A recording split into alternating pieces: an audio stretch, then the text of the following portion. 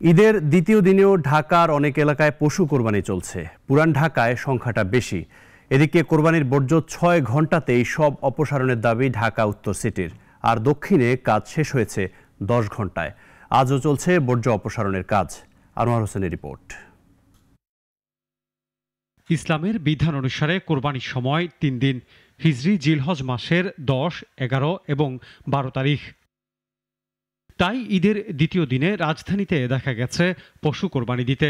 অনেকেই কষায় সংকটে ঈদের দিন কোরবানি করেননি, কেউ আবার পারিবারিক ঐতিহ্য রক্ষায় অথবা ব্যবসা বা কাজের চাপে আজ কোরবানি দিচ্ছেন। অনেকে 2 দিনে একাধিক পশু কোরবানি দিচ্ছেন।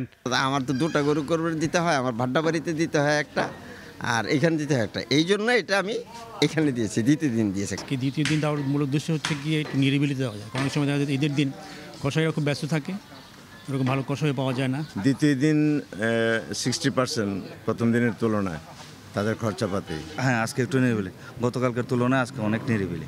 আর তারপরে কষাইয়েরও একটা ব্যাপার থাকে, সব কিছু মিলাই আজকে মানে আলহামদুলিল্লাহ ভালো আর কি। বিভিন্ন এলাকায় দ্বিতীয় দিনের এইসব পশু কোরবানিতে জমেছে বর্জ্য। কোরবানির বর্জ্য সরিয়ে নিতে সকাল থেকেই তাই তৎপর ছিল সিটি কর্পোরেশনের পরিচ্ছন্নতা কর্মীরাও। আনোয়ার হোসেন, নাগরিক, ঢাকা। ওয়ালটন ফ্রিজ কিনে অনেকের মতো আপনিও হয়ে যেতে পারেন মিলেনিয়াল। সেরা পণ্যের সেরা অফার।